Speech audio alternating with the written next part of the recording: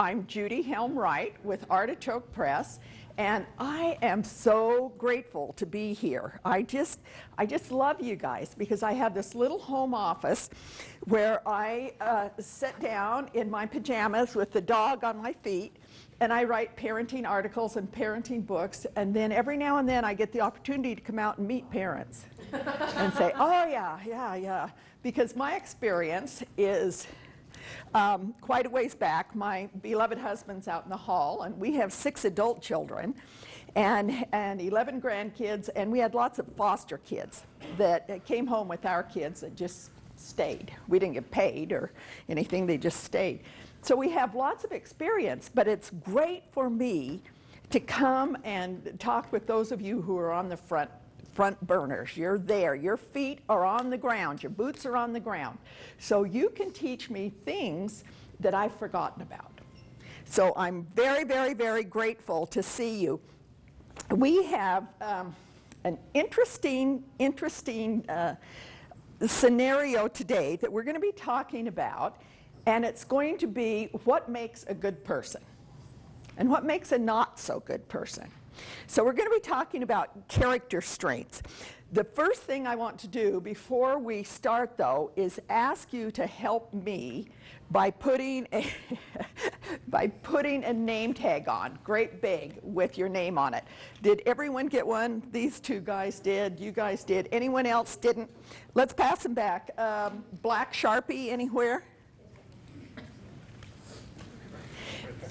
And I want you to know that we are being filmed by MCAT, which is the Missoula Community Access Television.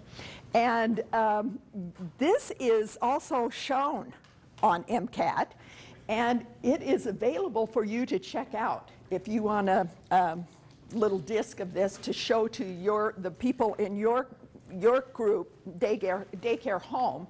Then you can get this, and you can have the same training over and over again. One of the reasons that I wanted to teach this is because I wrote a book a few years ago after I had taught this to Head Starts over on the High Line, and really got me thinking about how we teach character. How do we let our kids know what's right and what's wrong and what's good and what's not quite so good? Because how many of you have children in your daycare centers who are being parented by the television? That's frequently called the third parent. And how many of you have watched television in the last week? And how many of you think that some of the people on television do not model high characteristics? Or even realistic? And we do a lot of work with foreign exchange students and people who come here to visit. And I was very surprised when we had some friends come from India who told us that the Indian people have what's called Bollywood. Anybody heard of that? And they honestly think that the housewives in Missoula, Montana are like Desperate Housewives. And I said, you gotta be kidding. And so they're getting a vision of America that America doesn't have. We don't do that. Most of us are just like those of us in this room. We're just plain, ordinary people who are doing the very best we can with what we have. And we don't have multiple affairs, and we don't drive Porsches, and we don't smoke dope, and we don't do all of these things.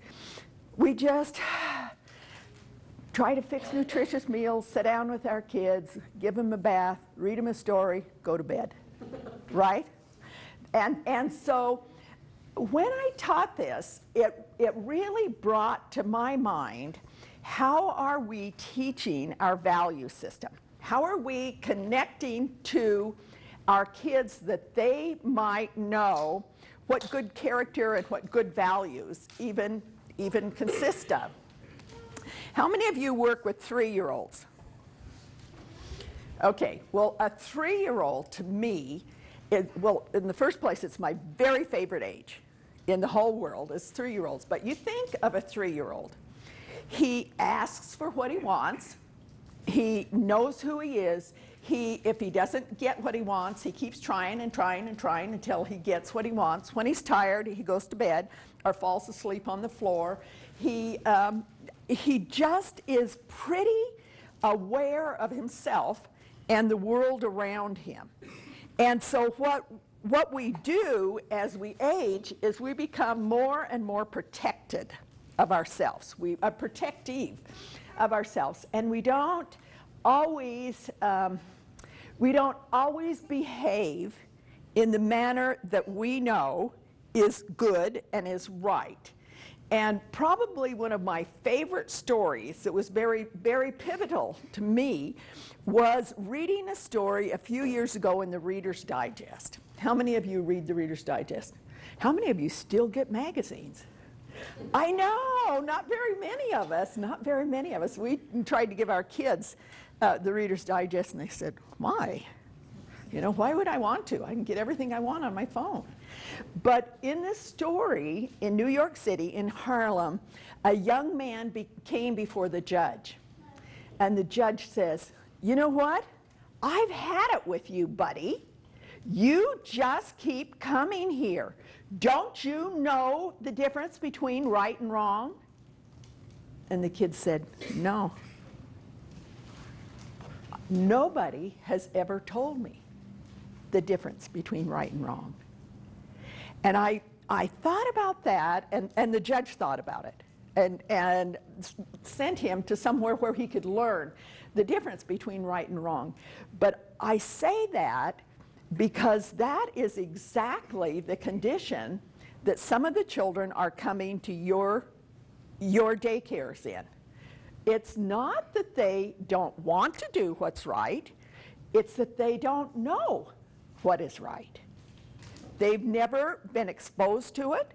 They've never had someone that says, you know, that's not what we do in our home. Or in our family, we're kind to one another. In our neighborhood, we pick up the litter. It doesn't matter who dropped it. In our community, we all help.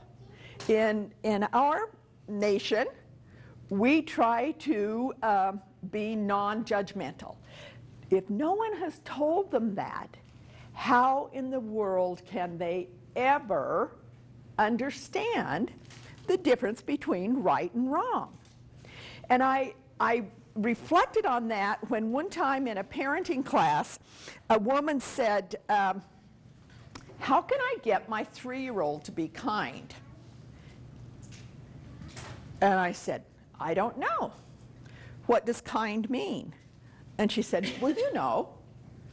No, if I were a 3-year-old, I wouldn't know what kind means. What does it mean? Oh, well, you know. And I said, no, teach me.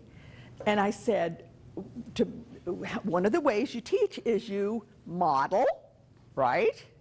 You verbally teach and you non-verbally teach. So with a cat, you say, when we're nice to the cat, we rub the fur this way.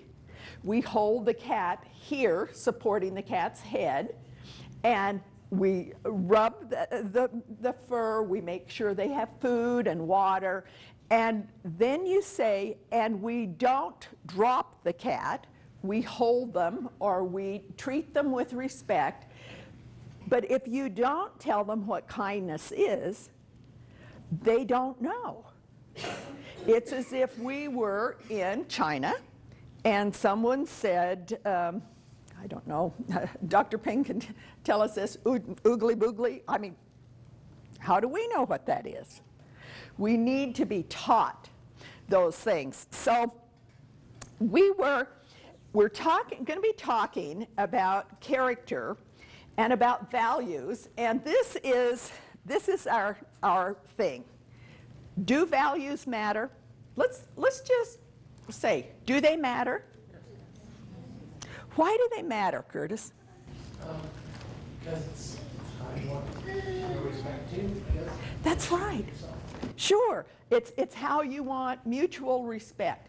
What happens if we don't have values? What happens if we don't have character? Chaos. Chaos. And why is that? Because you don't understand. That's right. We don't understand each other, and no one is respectful of each other. And that's not what we want for our children, and that's not what we want for our world. Do you agree? We want a mutually respectful admiration society where it's non-judgmental and we learn to get along. This is super important for the children you're teaching, because we're in that very unique situation where we're in Missoula, Montana. The kids you are teaching and training very probably won't be working in Missoula, Montana. Or they will be working in Missoula, Montana, but doing business with Shanghai, or doing business with Switzerland, or doing business. They need to have a global perspective, which is one of the reasons I'm so grateful that we have our Chinese friends coming today. So I want to, before we get into what makes a good person and what makes a bad person, I want to talk to you a little bit about this workshop that I did at Fort Peck, and it was called Cancers of the Character. And I thought that's very apropos, being in St. Pat's Hospital today. How many of you hear of the big C, which is cancer, and get all uptight and get scared and get, whoa. But cancer of the body is one way to die, but there are 1 million small deaths that are called cancer of the character. And that is literally when you are dying from the inside out.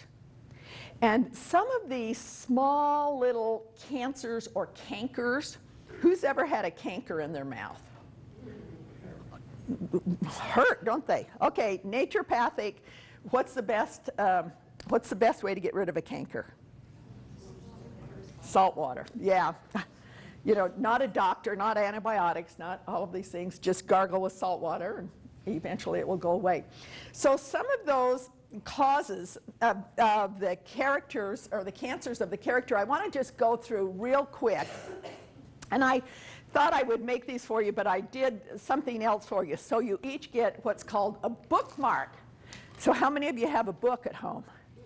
Right, yes, yes, yes. Even if it's a book that you're reading to your kids, right? Right, we need those books. So causes of cancer of the character: competition and a desire to win at all costs. What happens when, let's visualize our kids in playground, when it's a do or die, I'm going to win.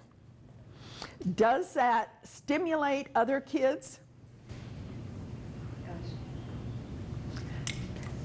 Sometimes it does, and sometimes it isolates the ones who think, why bother? Why bother? There's no way I can ever win, or no way that he's going to let me win. So I'll take my toys and go somewhere else. Conflict and arguing. And those are those little cankers that come up that, and the conflict is good for kids to learn how to give and take and learn to resolve conflict. But if they have come from a home where conflict is constant, they can't concentrate. They can't absorb the information that you're trying to give them. And a few years ago, I did an article on the effects of divorce on adult children, which is pretty devastating. It's actually pretty much in line with what happens when a divorce occurs with young children. But the thing is, it isn't the divorce that is so traumatic. Do you know what it is? It's the conflict leading up to the divorce. It's that constant barrage of negative energy in the house, so that it's almost a relief when the divorce finally comes and the parents can act like adults. And in a perfect world, that's what happens. And that's what we want, isn't it? Is we want the children to come first.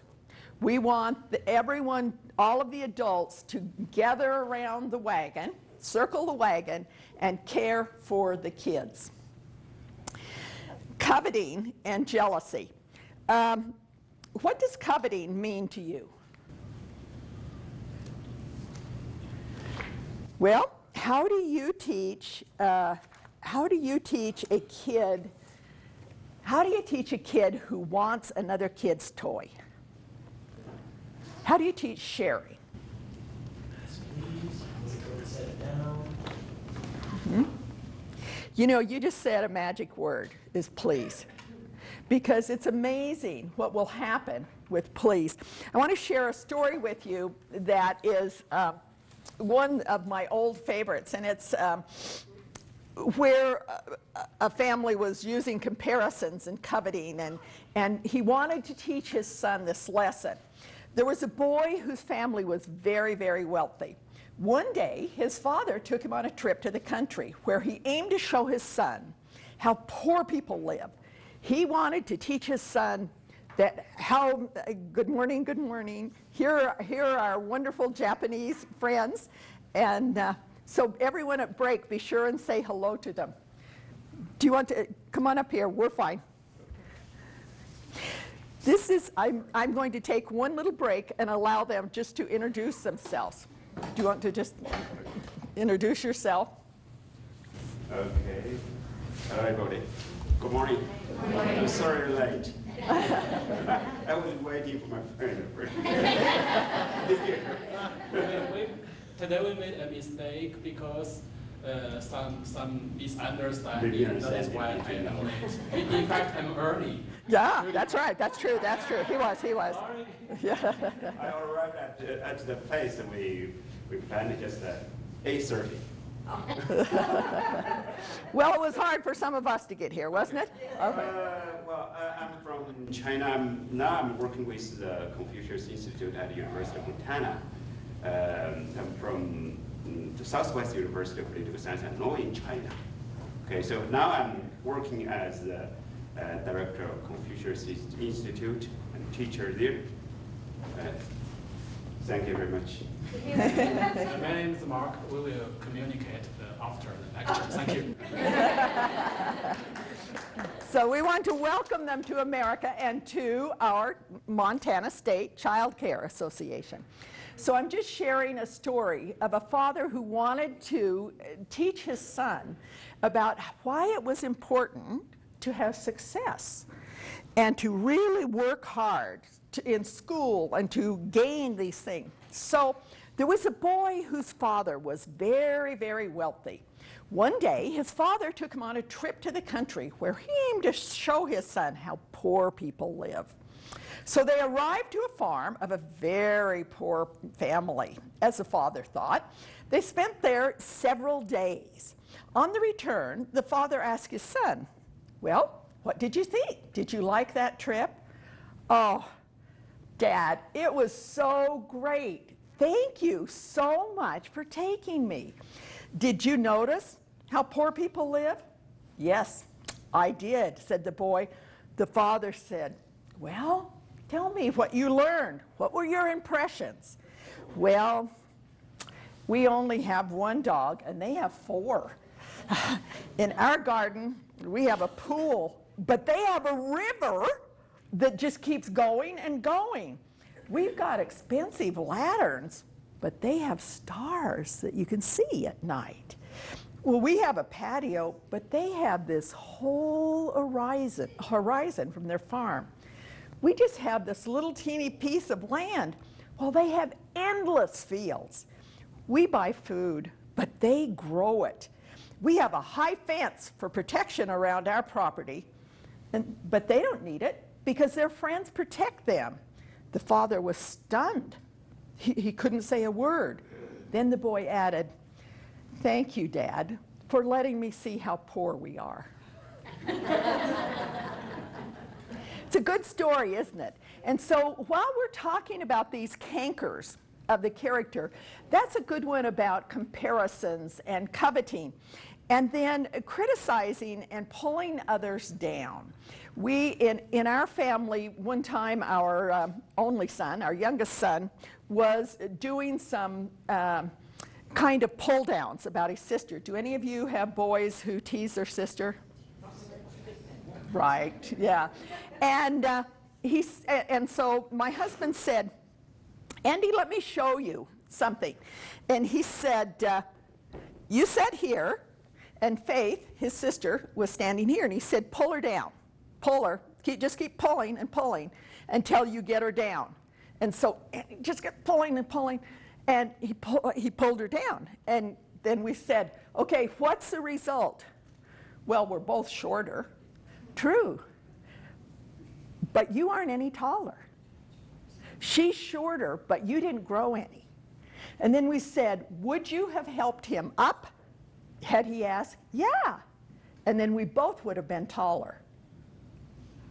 See, there's a certain thing about sometimes children feel that if they criticize or if they tattle or if they are mean to someone else, it makes them better. How many of you have seen this happen? Sure. And it doesn't. It doesn't make them any better, and it makes less of the other person.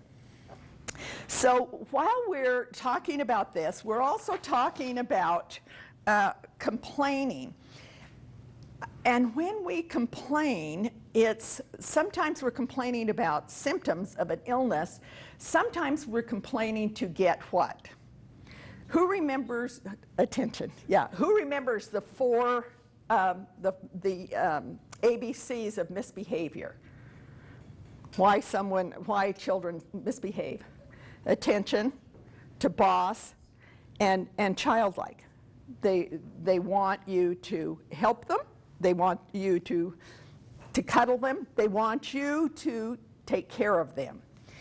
So cruel, callous, cold and unfeeling, curt and abrasive, conceited, condemnation of each other. These are all things that will canker the soul, and you will get illnesses, or your children will get illnesses from the inside out. Now, I have another story I want to talk to you about, this one, and it says, there's a story of how important it is to be persistent and never give up, no matter how many failures you have had in your past. A man was spending a holiday in Africa. One day he watched all of the elephants roll by, and he was so impressed how they kept in line and how they followed one another so good. But he was also impressed that these elephants were held by a very short rope. Now, Mark, you probably have heard this story because you like self-development. So you've heard this, but these elephants were only held by a short rope. And yet, how much does an elephant weigh? Tons and tons. And he said, they could have run away. They could have broken that rope. They could have stepped on the trainer. And he said to the trainer, "How could that happen? That not one single elephant made a break to be free?" And he explained, "Well, when the elephants were very, very young, we used a strong rope to tie them. And we tied them to a post. And so they couldn't get free. They were chained there. And then as the elephants grew, we made the chain smaller and smaller and smaller until finally it was just a rope made out of branches. They could have easily broken it, but they were trained to not have positive expectancy, to stay comfortable where they were. And so we're going to be talking about this in more depth, about how part of our character is taking risks, stepping out of that. When we're held back by what we assume are strong chains, sometimes we are very, very surprised to find out that they're made of reeds, that we could easily break them. And often success is this close. And does success always mean money? No. You can have all the money in the world and still be miserable. Just like the young man who was trying to teach his son what it was like to be poor. Before we go on to the next thing, I want to share this with you because this is something that you need, and if you have notes, you'll want to write this down because I don't have this on the handouts. There are 6 facial expressions that are universally recognized, and so we're going to share this with our friends from China. Happiness, everyone look happy. Surprise. Do you remember the training we did when we used the word "oh" and how many different facial expressions we did for "oh"? Surprise, anger, sadness, fear, and disgust or contempt. Now, the reasons I wanted to throw those in was because it's something that we frequently don't hear, but it has to do with learning character and sharing our emotions in a nonverbal way. So you may very well be talking about loyalty to your children, but if you're talking about it with a facial expression of contempt, well, you know, we don't treat each other that way. The kid gets a huge mixed message. And verbal language, this is the communication of information. This is what we're doing today. Nonverbal is the communication of relationships. And when we express something with our posture, with our facial expression, with our tone, with a touch has all the magic in the world, you remember it. And so here's just another little trivia in case you have been to my classes and have forgotten or need to be reminded. Where I just touched Julie, from here to here is a safe spot. And this is important for you guys to understand that. This is considered very safe universally, this patting right here. And you'll never ever get in trouble if you just pat right there. And with that patting, that universal patting, if your face says what you're trying to convey and your body says that, the kids will understand. Okay, I got to move this so I don't trip over it. That would be the highlight of the day, wouldn't it? All right, another story, which is a fun one. And this one is another one of my favorites, but it is on a character trait that many of us know, and it's on conduct unbecoming a child of God. And that's whether we believe in God, Allah, the universe, whatever, we each have an internal compass that guides us and that tells us, this is kind of off beam. This is not what I want to do. And so I want to share this story with you because this is how we teach without teaching. So a frail old man went to live with his son, daughter-in-law, and a 4-year-old grandson. How many of you know the story? You don't? You will. The old man's hands trembled, his eyesight was blurred, and his steps were very, very faltering. The family ate together at the table, But the elderly grandfather's shaky hands and failing eyesight made eating very, very difficult. Peas rolled off the spoon onto the floor, and when he reached for his glass of milk, his hands shook, and sometimes he spilled it. He should have had a cap in it, right? The son and the daughter-in-law got very annoyed, very irritated with the mess, because not only did they have to work all day, they had to take care of their son, and then they had to clean up after this slovenly grandfather that came to live with them.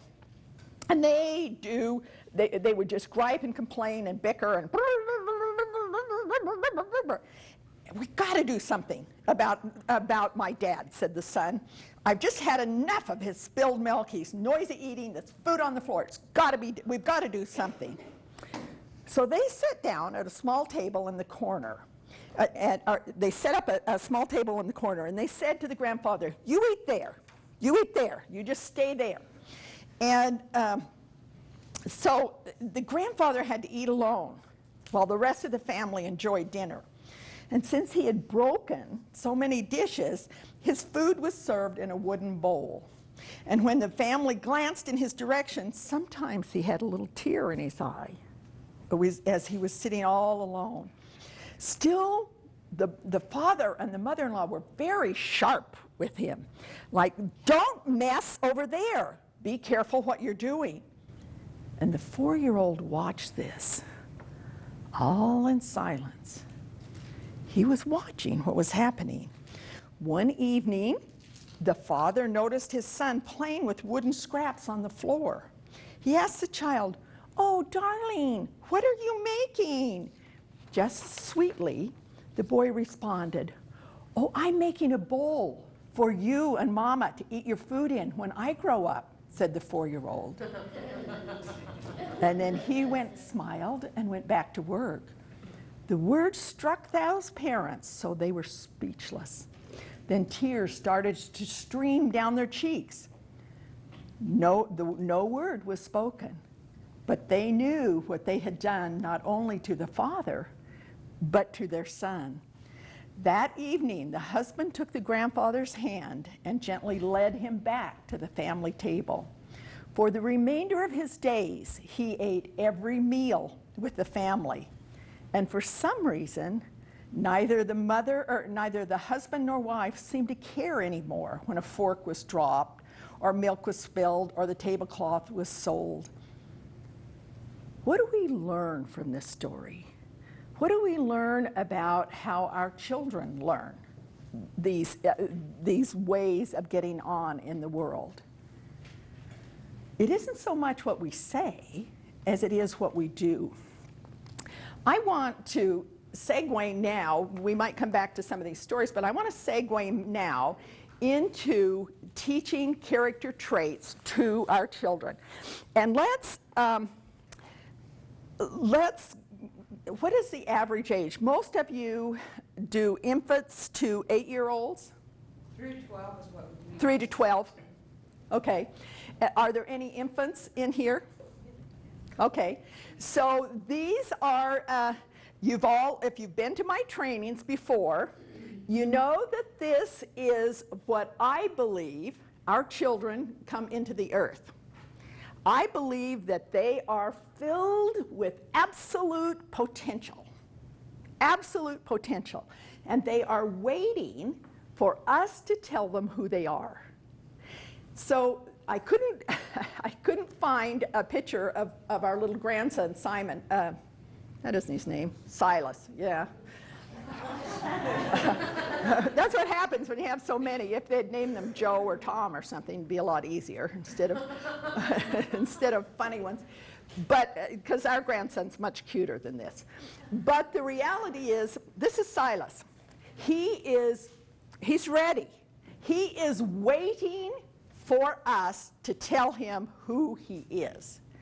And when we fill this vessel, then as he's in growth, when he gets to be about 7 or 8 years old, we have this little envelope when he's like a sponge, when he's saying, oh, so that's who I am. Oh, okay. I'm the kind of boy who, oh, in our family in our country we do this. Once they hit about 7, 8, 9, this little envelope for teaching empathy, it doesn't really close, but their minds get so full. And Dwayne, can you hold up the book on raising smart and kind kids? I wrote one for raising smart and kind kids, babies, toddlers, and preschool. And one of the reasons I did was because this little envelope, see, there they are back there, and then we put them all into one, so it was a little bit easier. But this envelope is when we model empathy, when we model literally the golden rule, which is what? Right. And that golden rule is written in 1,000 different ways, in 1,000 different religions, in 1,000 different countries, but essentially it's the same. I will treat you as I would want you to treat me. So if we can teach these character traits before they reach this 7, 8, 9, 10, they will become a part of them. They will become what is known as heart traits, things that they take into their traits. Now, when we were talking about empathy, in all of my research, what I found was if a young child has not gotten that, hasn't clicked, oh, so that's how we treat people. Oh, okay, all right, all right. In our school, we treat them this way. Okay, okay. If they haven't, and then it's increasingly harder for them to grasp that and really integrate it. It will take adult intervention for someone to say, hey, we don't talk that way to our teachers. Hey, we don't allow that in this school. Now, if they're very blessed, that will happen when they're in a good daycare, like yours. And you can say, you know, that's just not the way you behave in life. If it doesn't happen before they're in elementary school and they get in high school, what often is the result of that? If they have not learned empathy as a child or as an elementary school and they get into high school, what happens? Bullying. Behavior disorders, okay? And often the adult intervention is not pleasant. It can have, what happens after they're in high school? Can it have lifelong repercussions? Let me ask you a question. How many of you think children outgrow bullying? What happens to bullies who are never taught about the effects of bullying? Do they stop bullying when they become adults? No. They often become domestic violence partners. They often put their bullying underground. They become those in co-workers who are passive aggressive. And because if they have not been taught these characteristics, it's hard for them to go to change that in their life. So what we're going to do, I am going to have each of you draw one of these, hold it, and pass it on back, and we are going to fill Silas's spirit. We are going to fill his heart with character traits. We're going to teach him what we want him to do and how he can react to in the way that will be best for him and will be best for his family, will be best for his friends, will be best for his school, will be best for his community. How many of you know about how responsibility develops? Let me just do a real quick one here. This is a whole nother workshop, but it's good to bring this out.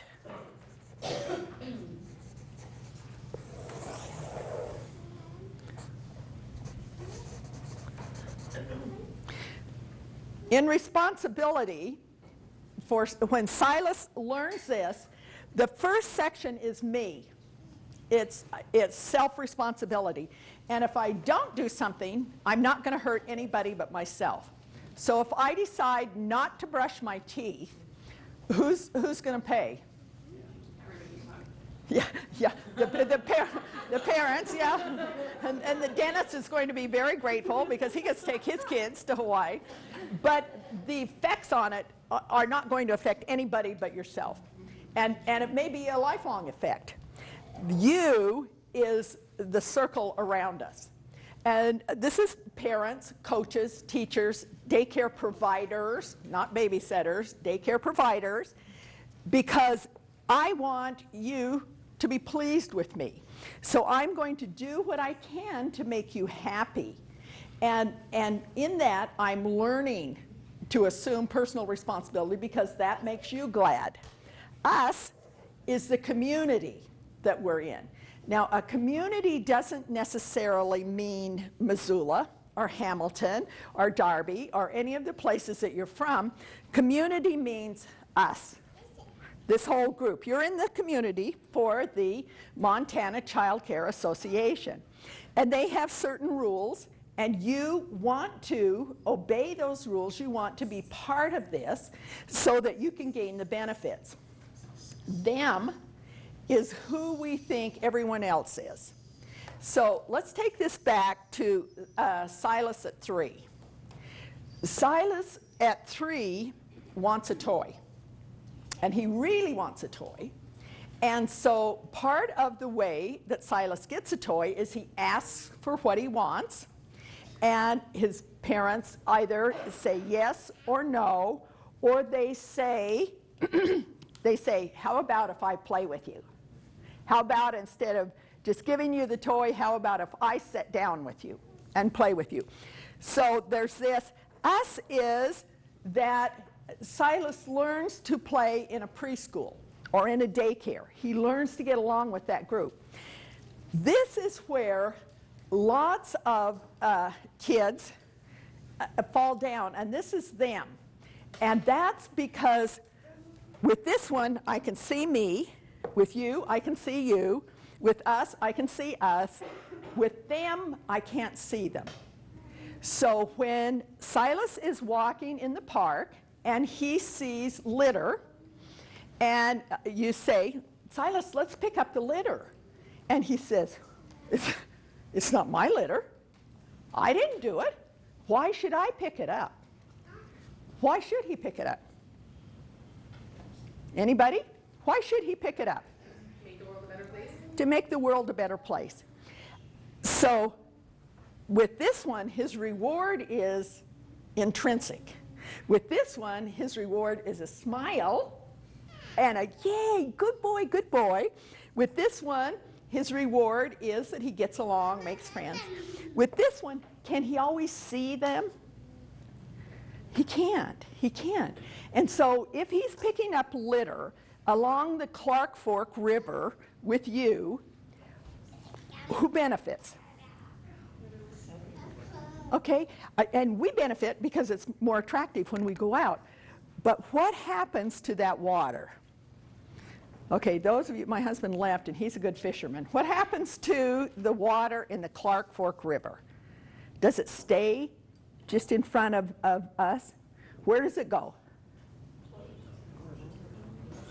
Where does the Clark Fork flow?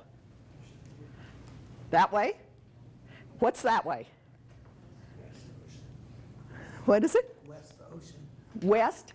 It go? Okay, so it just doesn't go here. It goes here, and then here, and then here, and then here. And then into what ocean? Pacific. What comes up in China? Is it the Pacific Ocean or the Atlantic Ocean? Pacific. So if Silas made sure that no toxic dump went into the river in the Clark Fork River, and it doesn't matter to him. Ultimately, would it matter to your son? On a very interesting scale, it does. So when we do this, is anyone going to say, "Good job, Silas, good job"? No. But it is done with the expectation that there are children in China who are keeping their rivers clean, which will then flow into this, into that, and it will ultimately benefit us all. So we're going to, do you want to take a 10-minute break real fast? Sure. Let's do it and stretch. I know Sharon DeBrito always has you doing exercises, and I always think, darn it, I should come to her classes because I love them. But I know that you're not used to sitting down, so let's take a break. Okay, so we are going to fill Silas's heart. Who has, with character traits, who has number 1? Anybody have number 1?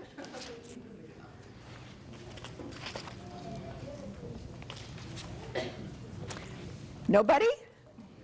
Well, the number 1, the teachable character trait is caring. And Lori just demonstrated that when she came up here and shared, what do you call these? Whatever. But the one that was left was stainless steel, which are expensive. And she was very caring. So, and I want to tell you that these words that we're talking about, some of them are nouns, some of them are verbs. And a noun is static. A verb is in action. And I'm going to give you a list of all of these. And how many of you have ever heard the story of how Benjamin Franklin achieved his greatness? Anybody? He wrote down, I think it was either 6 or 8 character strengths that he wanted to develop in his life, wrote them on a little card and tucked it on the inside of his shirt pocket. And 3 times a day, he would bring it out, look at it, and say, okay, that's the one I'm going to concentrate on today. And they were all these kinds of things. I've expanded this because I've gotten more character traits from different research and from my observation of you guys. The character traits that you have taught me. So number 1 is caring. Nobody has caring here? All right. A caring person feels concern for others. They feel it an honor to provide and protect and wish the best for others.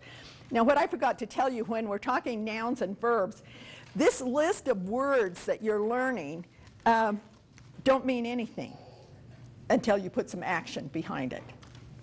Because you could just take a page out of the dictionary and memorize that. What I want you to do is incorporate these into your heart so that you can then share them with the children you work with. Who has number 2? I do. Okay. What is number 2? Teachable character trait of cooperation. Teachable character trait of cooperation. We want to work together with another or others. Collaboration, participation, combination, concert, union, confederacy, confederation, and harmony. That's what cooperation means. How many of you love it when everyone cooperates? Isn't that a nice feeling for everyone? Who has number 3? Anybody have number 3? I do. Okay. Courage. Okay, we have courage. Do you want to read what courage says, or do you want me to? Bravery, valor, boldness, fearlessness, spirit, audacity, firmness, self-reliance, heroism, daring, power, grit, backbone, guts. The ability to stand up in the face of overcoming odds. Aha. So, thank you. Who was the sweet little girl? Was it Lori just a minute ago? Is Lori here?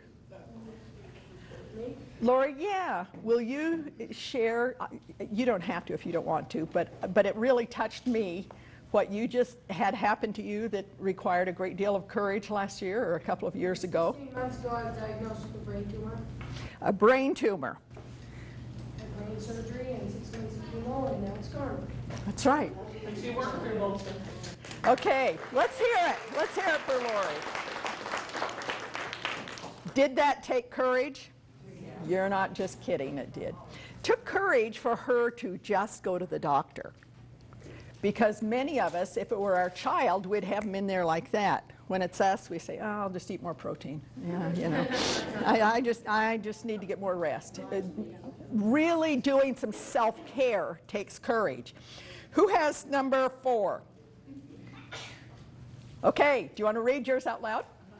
Character trait of courtesy, kindness, friendliness, gentleness, consideration, thoughtfulness, sympathy, graciousness, tact, good manners, politeness, refinement, respect, deference, good breeding. Very good. Did everyone hear that? Kindness, friendliness, gentleness, consideration, thoughtfulness, sympathy, graciousness, tact, good manners, politeness, refinement, respect, deference. What does deference mean? Deferent means that when you have a 14-year-old daughter, how many of you have had a 14-year-old daughter? Deference means you pick your battles. It means that not everything, and you don't take it personally, when she says, I hate you, I hate you, I hate you, will you drive me to the mall? You know, you just think, my job is to keep her safe until she grows into the kind of woman that I know she will become. And we know that because we have very, very successful adult children. And there were many, many times when they were growing up that we would have to say, it's never going to work. You know, one of us is going to the orphanage, either me or him, you know, but it's never going to work. And so deference means don't fight over everything. Pick your battles. Who has number 5? And this happens to be my very favorite. Let's pass this back. This is Silas going for a trip. Teachable character trait of empathy. Feelings, the ability to share in another's emotions, thought, or feelings, understanding and insight into another's pain.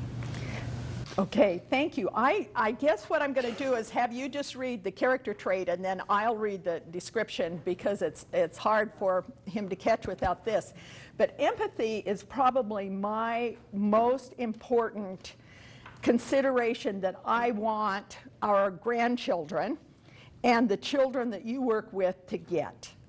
And that's the ability to share in another person's emotions, thoughts, or feelings, understanding and insight into someone else's pain. Now, I want to contrast empathy with sympathy. Do you know what the difference is? Empathy sometimes is just sitting quietly and holding someone's hand. Sympathy involves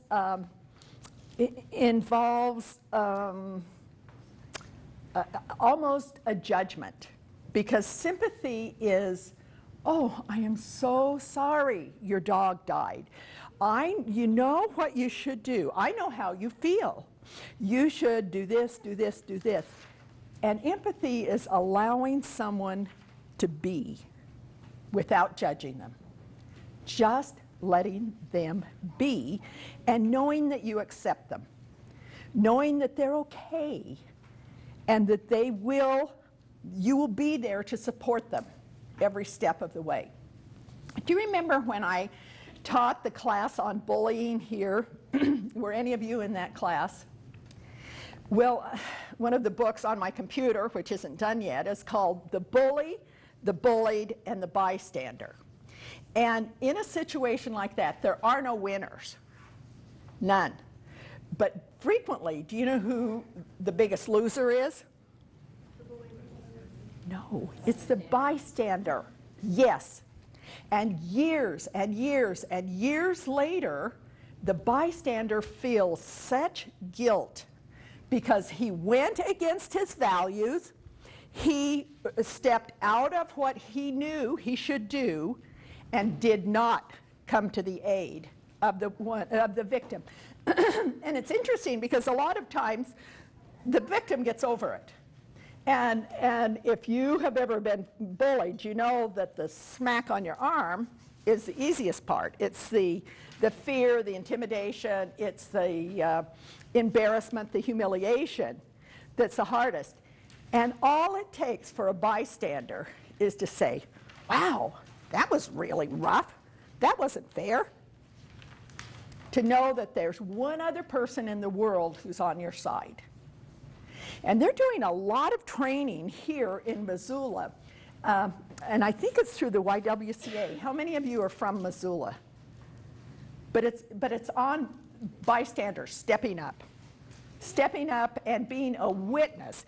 And empathy is more of a witness.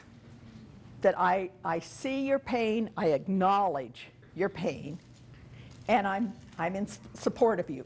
Okay, number 6. Empower. Pass old Silas up there. Empower is literally, how many of you could explain how electricity works? There's always one in every crowd. I love it. I love it. Yeah, where are you when I need you, right? Yeah, when my iPod is out and everything. But empower doesn't work until we plug it in. I mean, the electricity's there, but we need to empower it. So a character trait of empower is empowering yourself, but it's also empowering others. It's not taking all of the credit. It's saying, when you get an award, saying, in fact, I heard someone say that, Lori, it was probably about you. They said, yeah, and she worked through the whole thing. That was empowering Lori.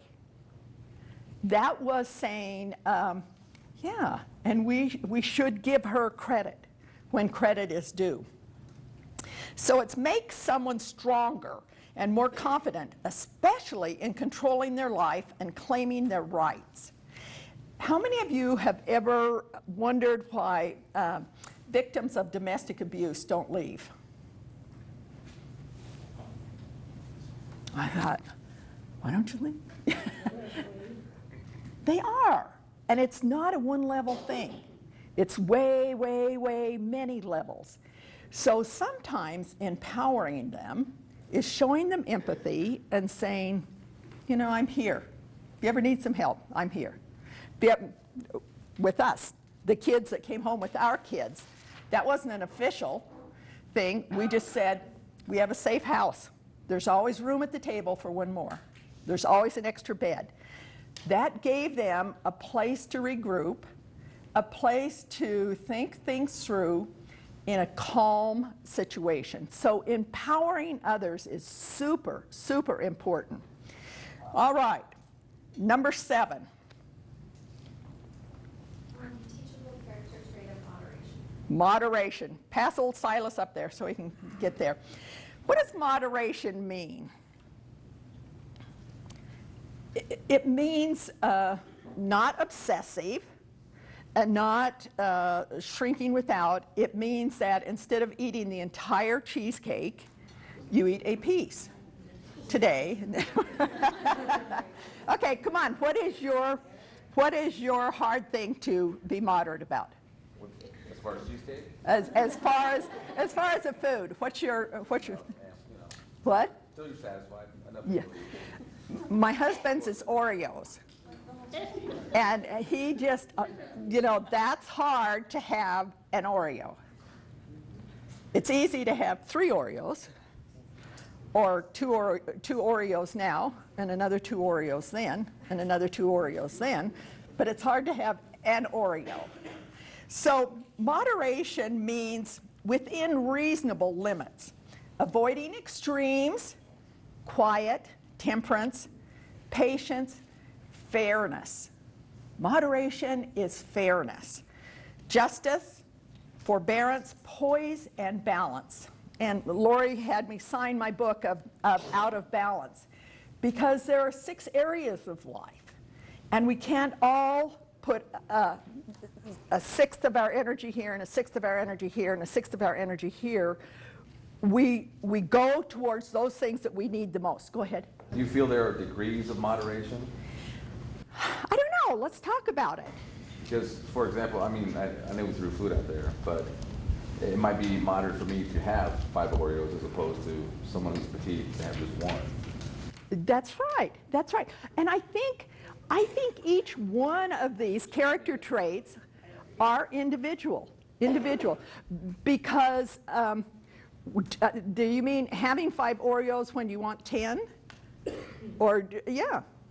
And people would have different needs, right? I read an article on Dancing with the Stars. Yeah. And not that you should maybe plan your entire life around Dancing with the Stars, but one of the gals, it said that the amount of work and physical labor that it took for them to, especially, she was a singer, so she was also producing and dancing in her movies, plus dancing on the set.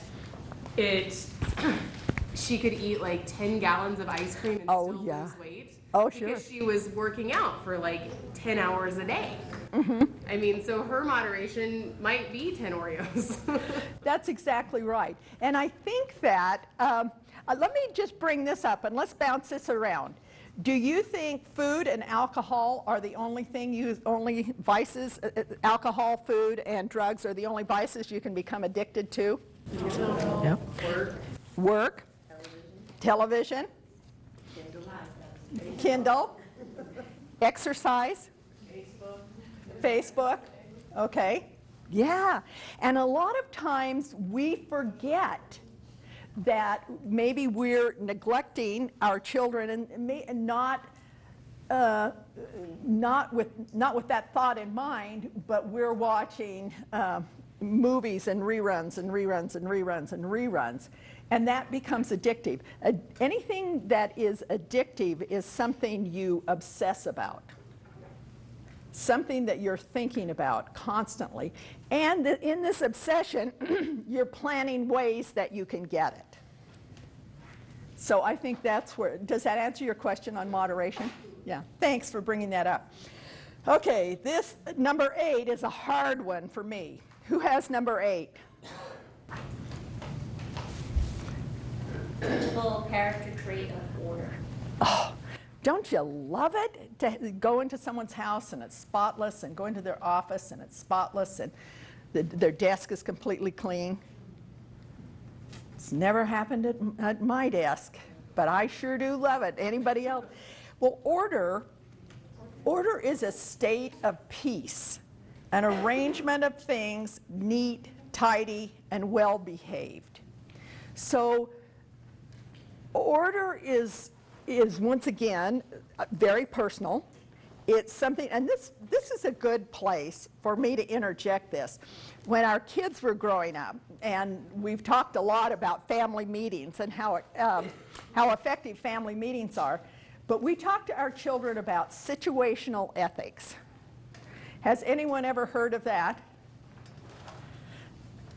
Yeah, situational ethics is when you wait until you're in the situation to decide how you're supposed to act. So what happens if your teenager has not made a decision whether they're going to drink or not, and they're mad at you one night, and they go to a party where they are offered hard liquor? Then they're going to, should I, shouldn't I, will I get caught, That's a situational ethic. What we try to teach our children is that if you have, where's our Silas at? If you have these character traits cemented in your heart, then you know who you are. You know where you come from. You know that you might be able to say, do I drink or don't I drink? Depends on the situation. If you are grounded in these, you know in our family we don't drink. In our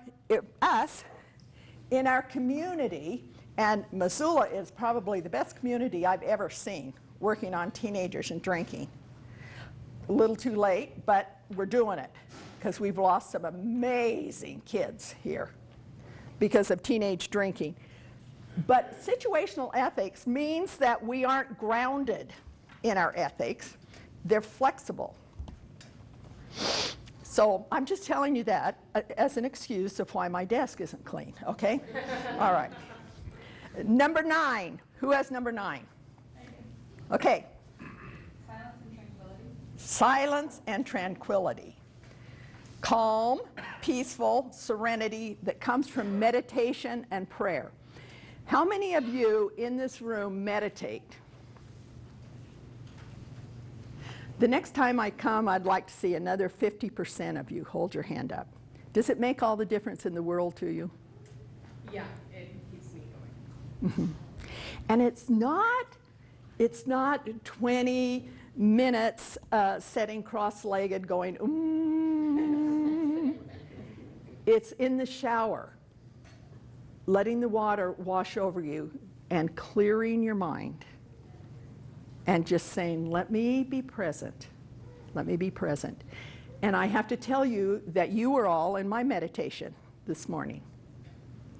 And you were there, and I was grateful that you were there. It calms you. It allows you to center yourself and to remember who you are. So we're early enough in the year. How many of you are going to agree to at least trying to meditate in the shower? Get their names, Lori. No. We won't. Okay, number 10.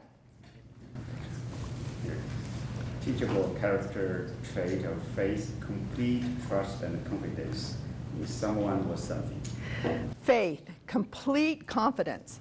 How many of you, where's Silas? Let's pass him up here. How many of you think of faith as having religious overtones? It does in certain instances, but what does it also have in terms of what we believe? Do we have faith that the sun's going to come up in the morning? Mm-hmm. Why do we have faith in that? It's proven. Because it always has. It always has.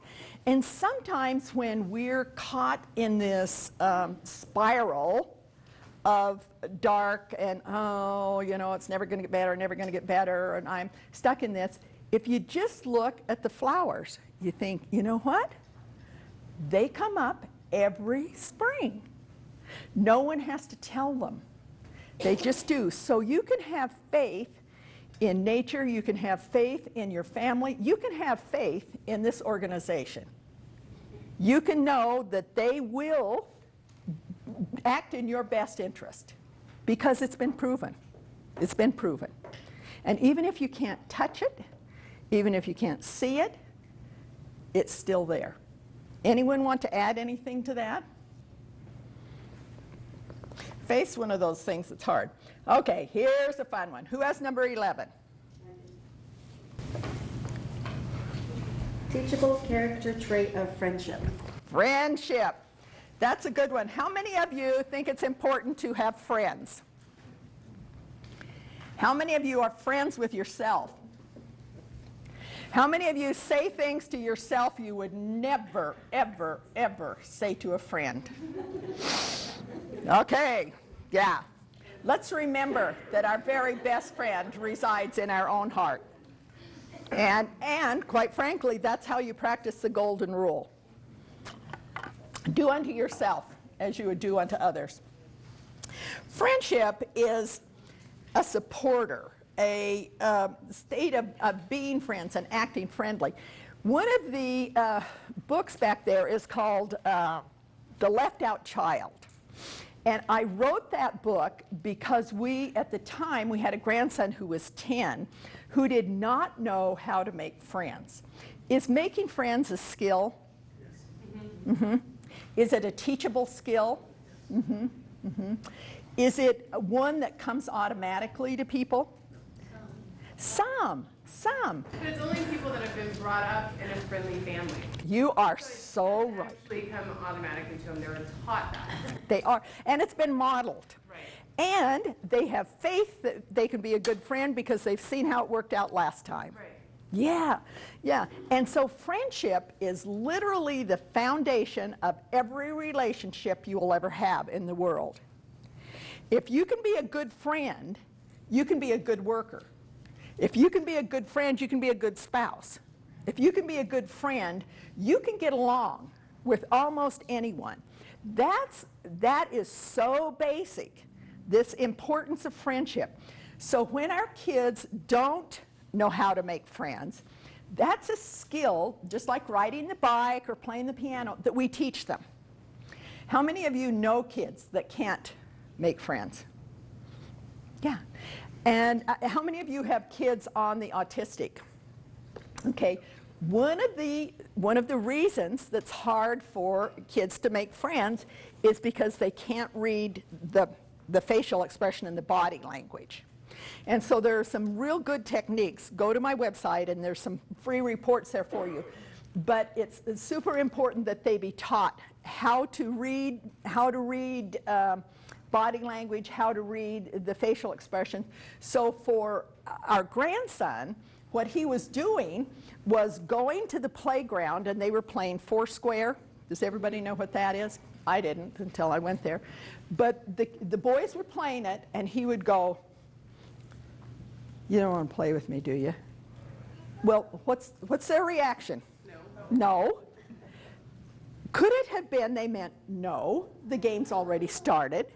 No, it's almost time for recess to be over.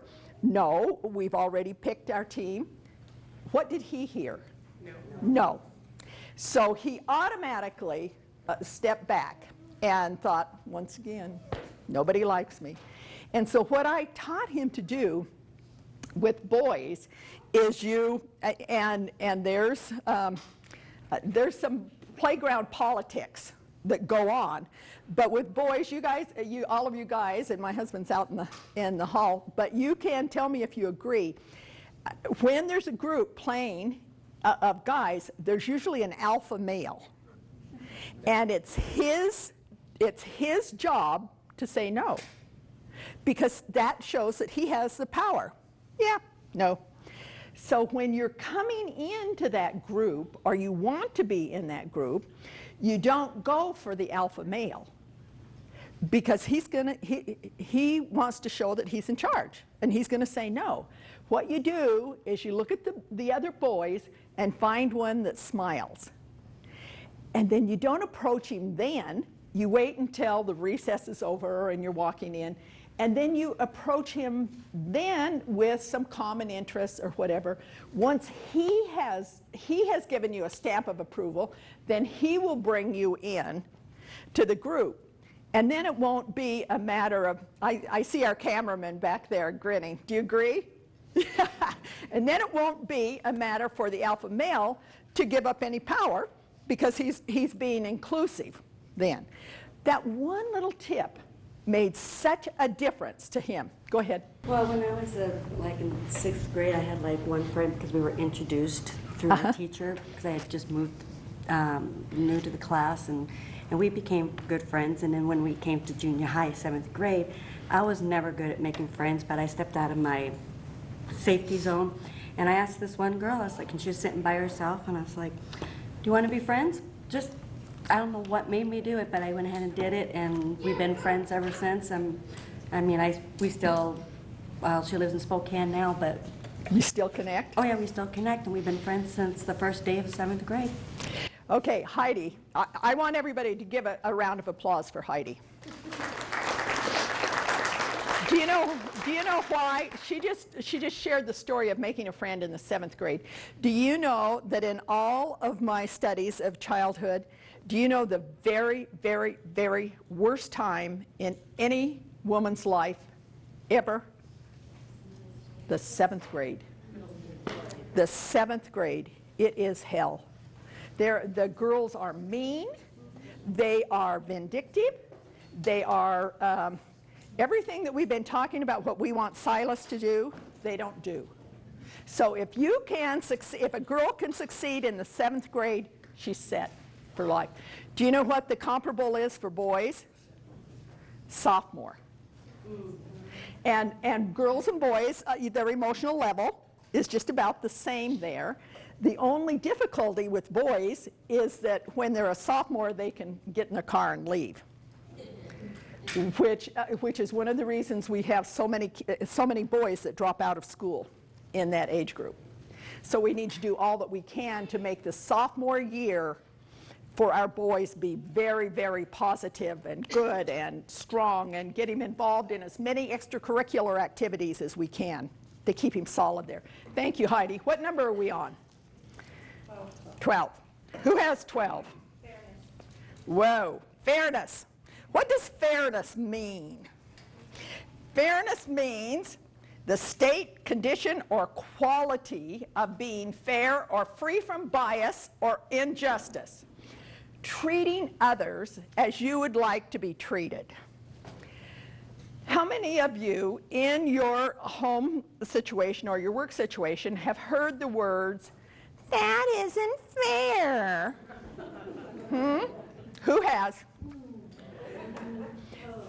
Is there a way to make life fair? There isn't. Life is never going to be fair, because we always have different needs at different times and different maturities, different age groups. What we can do, and how many of you have heard, "You like him more than you like me"? What do we answer? Yep. What can I say? He's not a whiner. Yeah. Well, but the thing is that we can't make life fair. What we can do is we can help them to adjust to this and to know that sometimes when you play soccer, it's going to rain on the field. That's just all there is. And sometimes when you play soccer, you're going to get a referee who calls fouls when you don't think it should have been fouls. And this is a good time for me to just share this story that was impactful on me so much, and it was, I worked in corporate America, and I was a sales manager for a large sales team. And I had a woman come in and train us one day who was the top real estate whatever in Montana. And she said, the first thing you need to know is that of every 10 people you meet, 4 are going to immediately love you. 4 are going to be on the fence. I don't know. Let's see whether this bozo, whether we're going to like her or not, you know. And 2 are going to immediately dislike you. No reason. You might just remind them of their mother-in-law. You might, whatever. But the problem is, most people try to convert these 2. They're not going to be converted. What you need to do is work on these 4. So when your kids say, so-and-so doesn't like me at school, say, well, then let's look for who does like you. Let's see who is a better match to you. Let's see what we can do to help you make friends. Go ahead, Sammy. I have 2 daughters. I have a 17-year-old and a 14-year-old. And so all of their lives together, there's been a 3.5-year difference between them. And so it's always been the younger, which she's now the middle child. It's not fair with her big sister. And so one of my tactics was always, anytime my oldest daughter got something new, whether it be a vehicle or a driver's license or just whatever came, you know, first, I always tried really hard to make something else special for the younger children, to keep things more fair, to keep them from even thinking about things being unfair. It was just easier for me, and it still, sometimes I get frustrated with it, but it helps prevent, you know, fighting, arguing, the whole it's not fair, or the whole she loves you more, or any of that kind of thing. There's a lot of things that Their turn will come. Their turn will come, yes. Exactly, their turn will come, but you also making them feel good about the situation in the same hand helps a lot. Thank you for sharing, Sammy. And I appreciate that. And I love the saying, your turn will come. Because it does. And sometimes kids don't mature at the same age. They will, our son is graduating from college, he's 32. And it's been a hard time. But he could not have graduated from college or even stayed in college at 19. Was wrong for him. Trish, you have something you wanted to share? Along that note, I have two boys that are almost exactly, they're a week shy of being 2 years apart. And I've tried the giving the littlest something else, but he always says, but I wanted this, what you gave the older child, and so that has not worked for him. And so I know. And he thinks he's big like his older brother. And the reality of it is there will always be time when we want something and we can't have it. So is it more important that we give them what they want, or that we give them the information that at some point it will be your turn? Go ahead. I have two daughters that are 14 months apart, and so they're kind of close in age, but the one is a little more mature than the other. It's kind of funny, but we just try and teach gratefulness instead of going the fairness route. So that's right. Be happy for that person, not for what you don't have. Thank you so much, because that's going to be coming up. And what she said was, instead of talking about fairness, let's talk about gratitude. Let's talk about what we do have, how many blessings we are given, and how much we have. Okay, we need to whip right along here. We've got so much. Who is number 13? Compassion. All right, pass Silas back there. We want him so full, and when I see him next time, I will say, look, kid, look what this community has done for you. What is compassion? How do you feel? It is caring. It is caring. And it's a deep feeling. Compassion is not surface, like sometimes sympathy is pretty surface. Compassion is a deep kindness, almost a sorrow for someone else, and it's a deep desire to alleviate that suffering. I don't think there is a nurse here, please, that doesn't have compassion. And I have said this many, many, many, many times to you and to nurses that I've trained, but I will say it again. I think that the two angels that are on this earth are those that work with the children and those that work with the elderly. And I have said again and again, please, if you're doing it for $10 an hour, go to Walmart. Well, maybe not Walmart. Where could you go? But go somewhere. Go to Taco John's and get $10 an hour. If you're doing it because you have made money and you've been there for 20 years, please go somewhere else. If you're doing it because it's a calling, because you would do it even if you weren't paid, thank you. Thank you. Because the people who work with the elderly and who work with the small children, what we have taught our daughters when they are looking for child care, you look with the same scrutiny as you would look for a brain surgeon. You don't just look in the yellow pages and say, oh, under B, brain surgeon. Okay, he's cheap, I'll go there, right?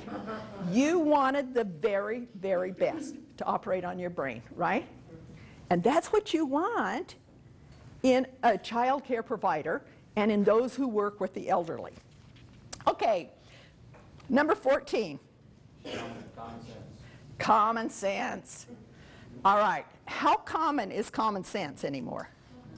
Rare. It is getting rare, isn't it? And it is sometimes one of those things where we're going, really? Really? You think that? Really? And this is another one of those things I'm reiterating again and again. But the number one task you have is to teach these children to be problem solvers. Because when they enter the world of work, it doesn't matter how good they are on aptitude, how fast they can do this or how fast they can do that, because they can be trained to do those things. What matters is the attitude. and the attitude of being a problem solver. And common sense is what does that. Remember that movie with the astronauts, Apollo 13? Remember that, 100 years ago?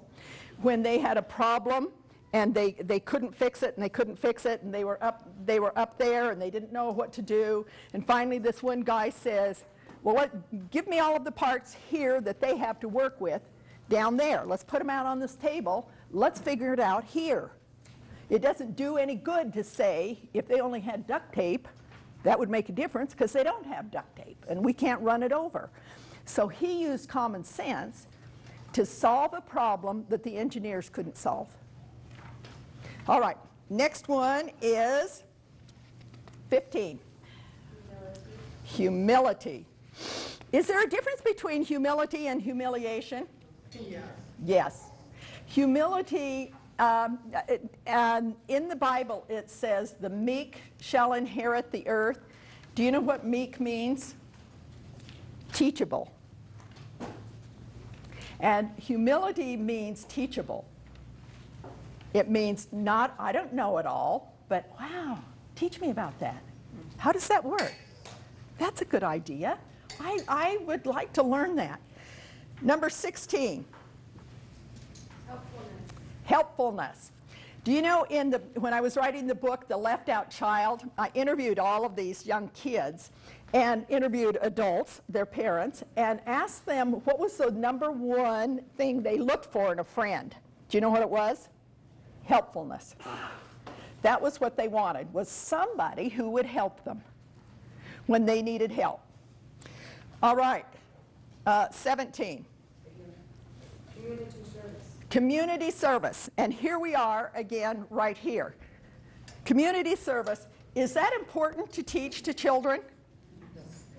Because they have to know that they are such an important part of the universe. Such an important part. But they aren't the center. The world doesn't revolve around them. They are a part of what makes the world revolve. Number 18. Anybody have 18? 18 is goals. Oh, go ahead. Goal setting. Goal setting. How many of you have heard of the SMART system of goal setting? Anybody here? India? You and I need to talk in the bathroom afterwards. Sounds like we have a lot of a lot of connections. The SMART thing, when you're setting goals, is to make sure that they are very specific, very measurable. Okay, so if you set a goal, I want to lose weight, it's like being kind. How do you ever know when you're there? If you a specific goal, I want to fit into size 10 Rider jeans boot cut. That's very specific. It's measurable. If I'm 14 and I can't get the 10 on, have I made it? No. Achievable. Is it achievable? Yeah, I've done it before. I was 12 then, but nevertheless. Let's see. Specific, measurable, achievable, reasonable. Would it be reasonable for me to set a goal to play in the Lady Grizz basketball?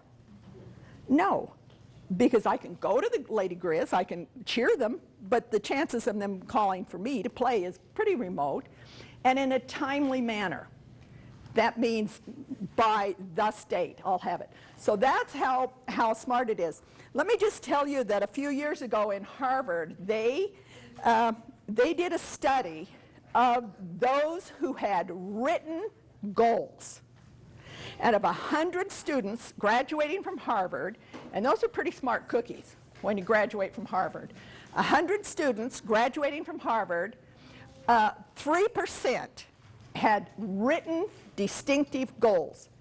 They checked again in 10 years and in 20 years. And in 10 years and in 20 years, those 3% who had written goals earned more than the other 93% put together. There is a power in the written goals. I bet you write goals, don't you? Yep, I figured. Okay, all right. Here's my very favorite one. Who has number 19?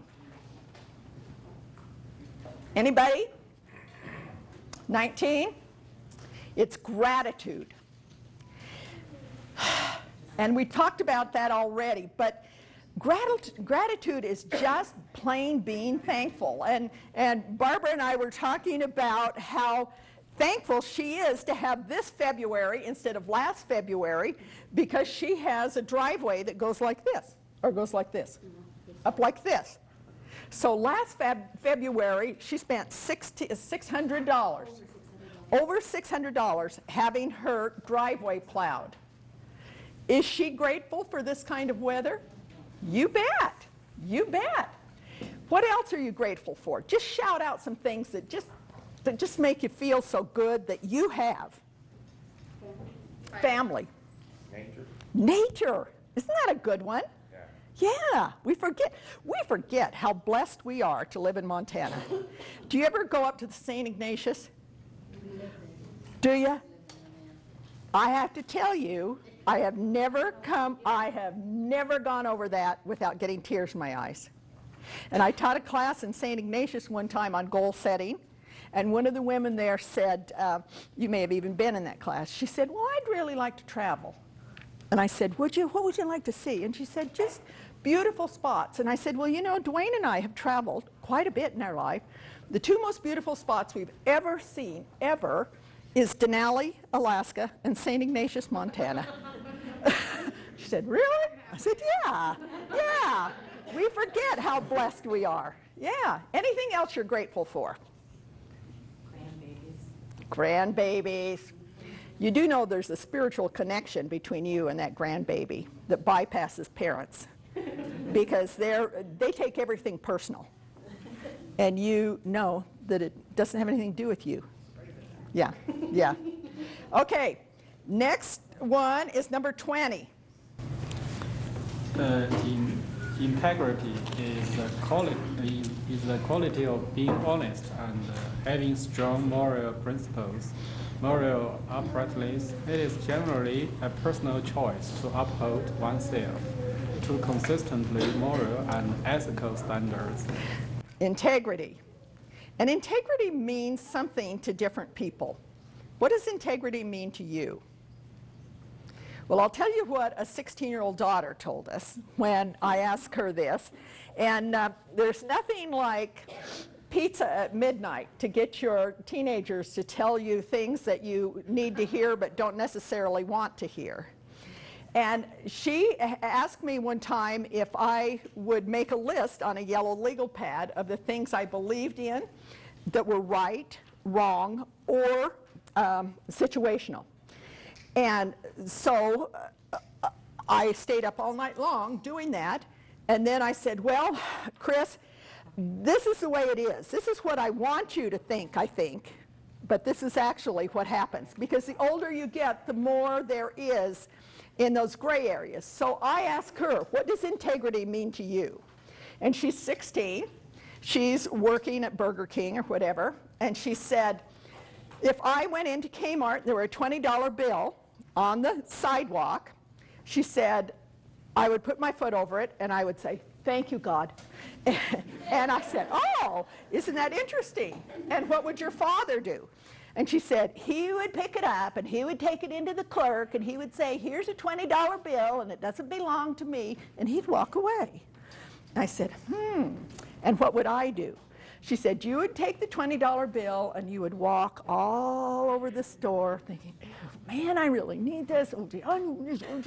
But then you would give it to the courtesy lady, and then you would say, but if nobody's claimed it, here's my name and address and phone number and social security number and my bank deposit number, and because if they don't need it, I need it. And I said, well, that's interesting, because integrity is just like Mark talked about, it's a personal decision. It's a personal decision of what we believe in and what we would do in given situations. Okay, number 21. Curiosity. Is that something we want Silas to have? Yes. And why do we want that? We want him to be a lifelong learner. Do you need to change this? Okay.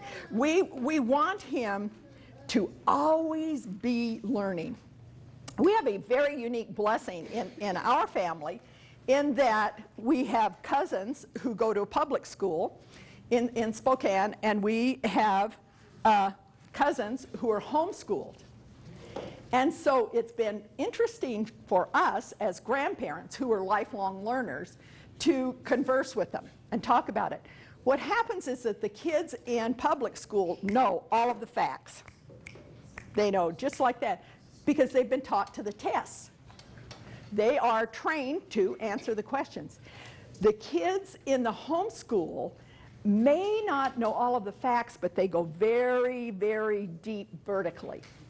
So that they don't just know the facts, but they know the reasoning behind it. Everything. So it's fun to get those cousins together and have them share with each other. And what we have come to the conclusion is there is no right way to educate children.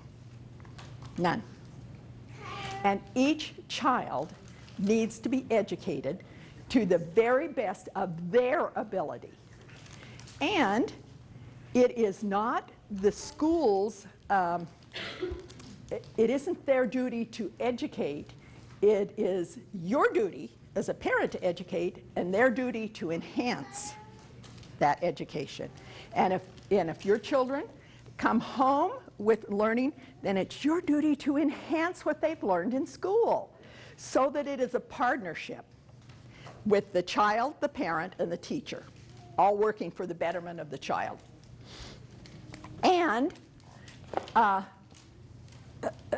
there's no this way is right and this way is wrong. It's every way is right.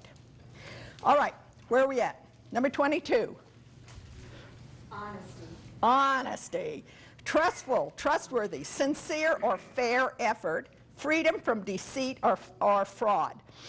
And I like that definition because it is tax time in America. I don't know, what do you guys have to pay in taxes there, income tax? Do you pay a certain percentage, or how do you pay your taxes? And just some special staff in our organization, they will calculate. Yeah, the organization takes it out. We don't worry about it. Oh, we worry about it. We worry about it a lot, a lot. And so I was grateful for that one because just like the example of the integrity, sometimes when it's time to do taxes and my husband's face is all, and I think, woo, I better go to a movie or something.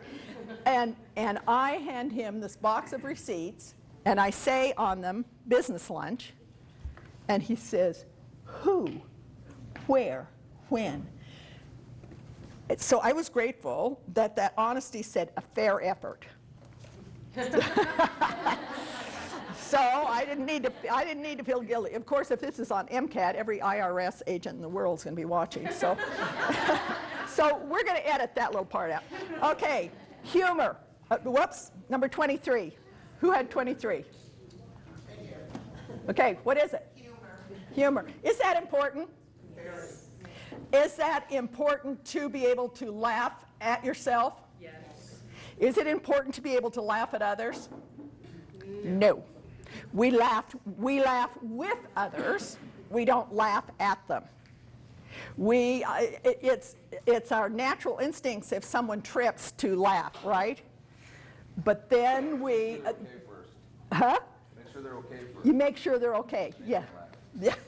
And part of that laughing is, woo, that could have been me. You know? Yeah, that could have, there they go. Okay, number 24. Loyalty. Loyalty. How important is loyalty to these heart characteristics? Very, very important. It's true, dependable, trustworthy, sincere, reliable, and obedient. So there's 24, and we have 42 of these. I want to take a break right here, and I want to talk about, so you've heard all of these words, but how are you going to teach them to your kids?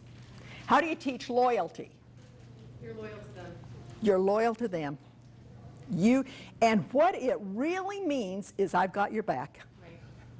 And what it means is I'm not going to talk about you behind your back.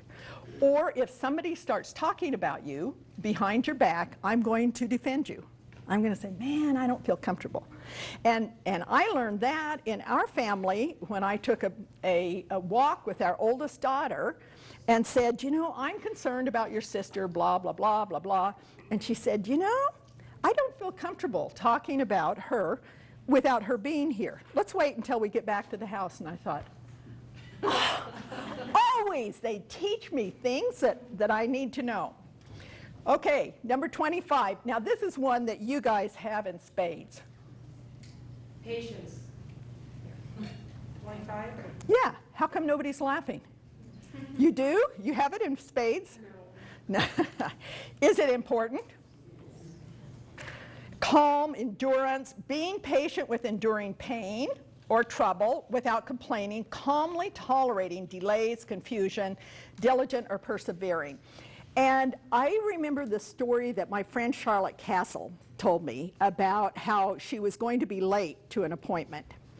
And so the guy in front of her was just slow, and she's like, and she thought, okay, I can either be late to the appointment, angry and frustrated, and so wound up, or I can just be late to the appointment, because I'm not going to get there on time anyway. And so she calmed down, looked out the window at nature, looked at things that helped her. When she got to the appointment, she was still late, but she wasn't upset. She wasn't ready to kill someone. Okay, 26. Peacemaker. Peacemaker. How important is that in what you are doing on a daily basis? Pretty high up. Pretty high up there. It is. And I want to add into this, there is a real difference between being a peacemaker and being a doormat. Because we want our children to be assertive and to ask for what they want, but we also want them to be a peacemaker. We don't want them to always give in, because there are times when they shouldn't give in.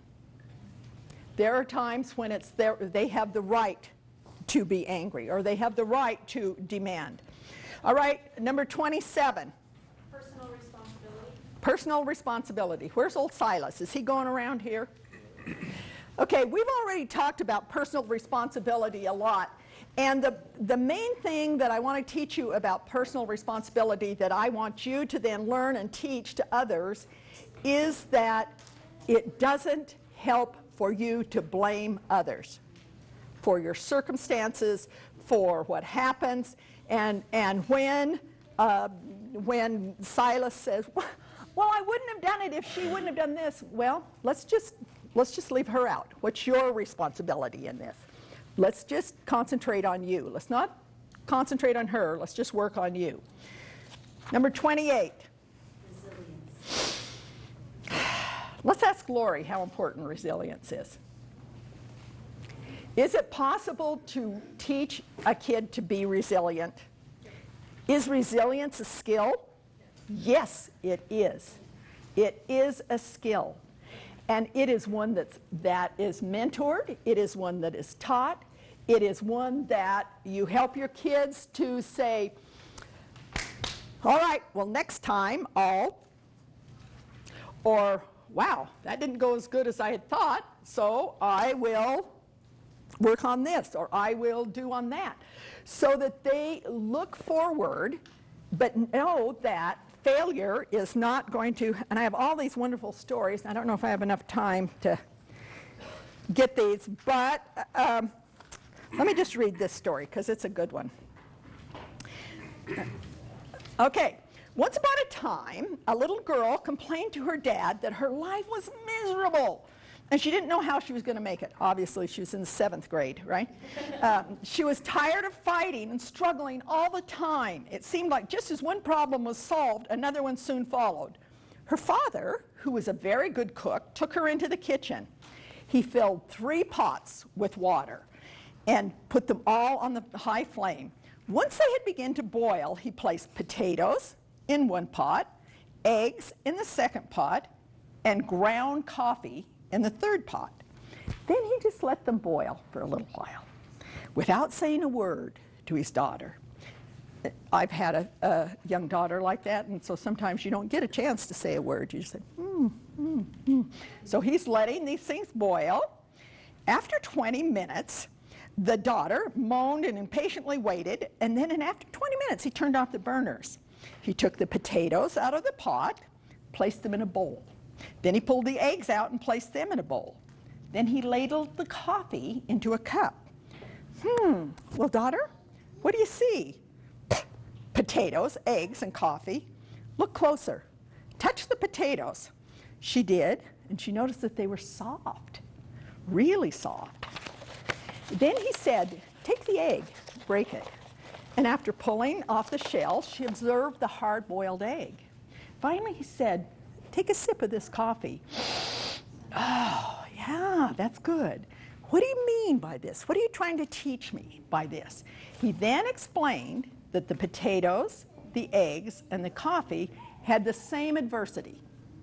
They were all put into boiling water. However, each one of them reacted differently. The potato went in strong, hard, unrelenting, but in boiling water it became soft and weak. The egg was very frail, with just this thin outer shell protecting it until it was put in the boiling water. Then the inside of the egg became hard.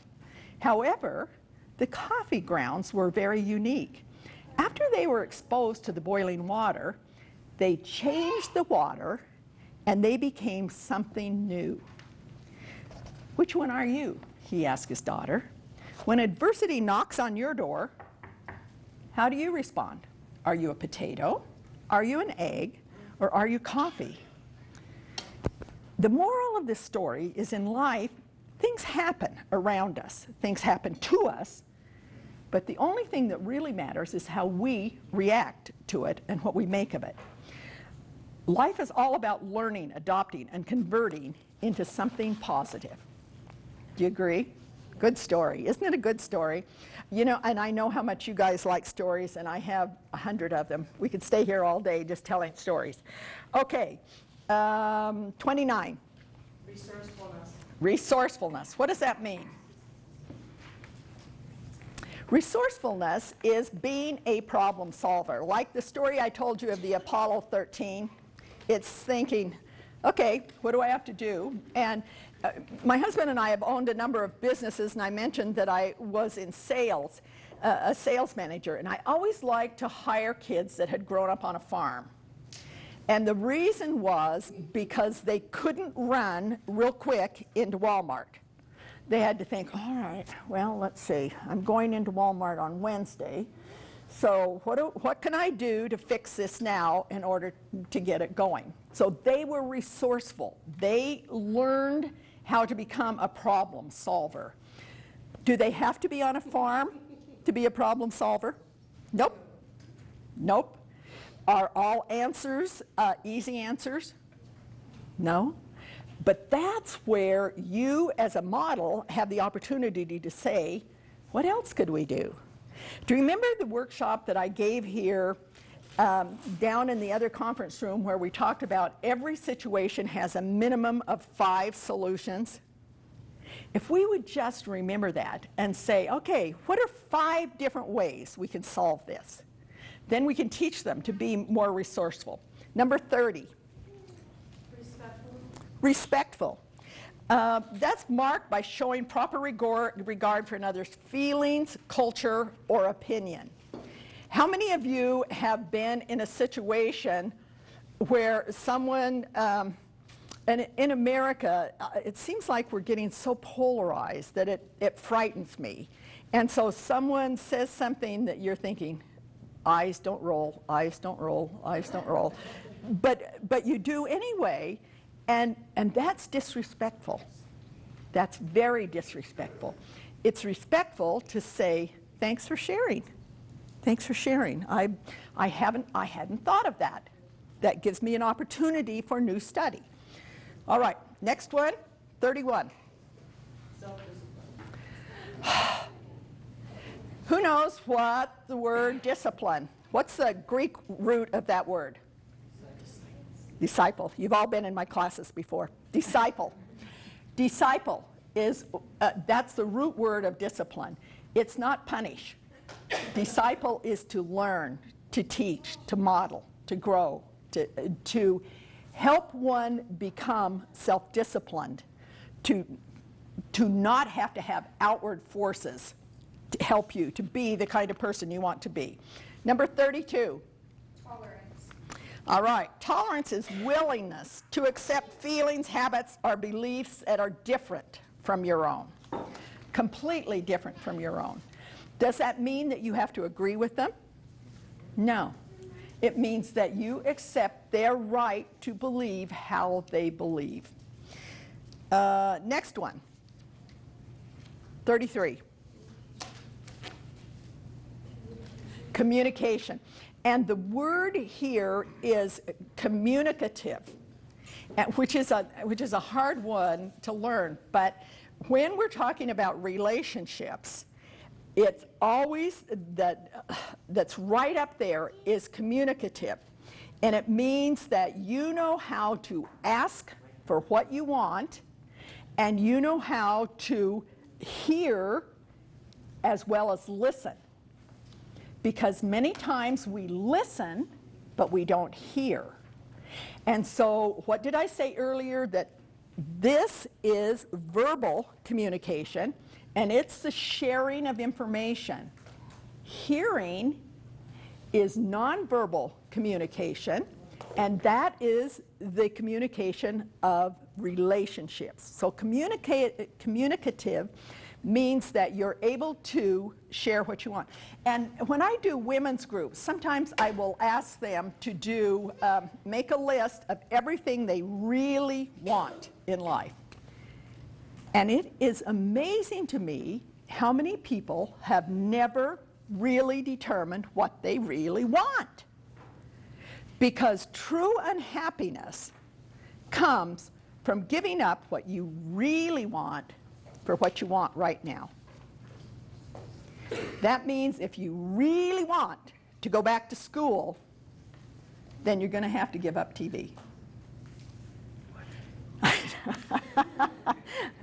If you really want to be in a size 10 Levi's, then that means you're going to have to give up the Oreos. I know. It's really hard. Okay. Communication. What's the next trait we want Silas to have in his heart? Number 34. Self-control. How old were you when you first discovered that you could not control other people? Have we learned it yet? I know, it's like karma keeps hitting me in the head. You cannot control other people. You can only control how you act and how you react to other people. You cannot make people do, say, or be what you want them to do, say, or be. Because at some point, it will backfire. You can only control you. All right. Number 35. Can-do attitude. A can-do attitude. And this one is really interesting because we are remodeling, which is why I can't find 2/3 of my book, are downstairs into an apartment. And our painter came yesterday while I was working on this, and he said, "Do you think that you were born an optimist or a pessimist?" And I said, "I don't think so. I think that that's a skill that you learn. You may, and those of you who work with babies know that there are some that are just happier babies. But it doesn't mean that they are necessarily always going to be optimistic. Part of the reason they're a happy baby is because you keep saying, oh, you're such a happy baby. Oh, I love to work with you. You are so kind. You are so gentle. You are so nice. So you're filling Silas's thing with hard things, and he's getting all of that back. And how many times have we said, outside of their hearing, oh, I hate that kid coming. You know, he's such a pain, he's so cranky, he brings out the very worst in me. Does that convey to that child? Absolutely. Absolutely. What we think is he gets that. And so I do, and so what I told our painter is, I absolutely do think that this is a skill that you can learn. You can become optimistic. And I know that by, let's see, this book, where's that book that I was going to tell you a story, is The Moral Intelligence of Children. Don't buy it, it's not worth buying. I got this one at a used book store. So I can give you, I've already told you a couple of the stories out there. But it's like emotional intelligence, moral intelligence. But I think that you can teach to be optimistic. Okay, 36. Creation. Creation. Is that an important part?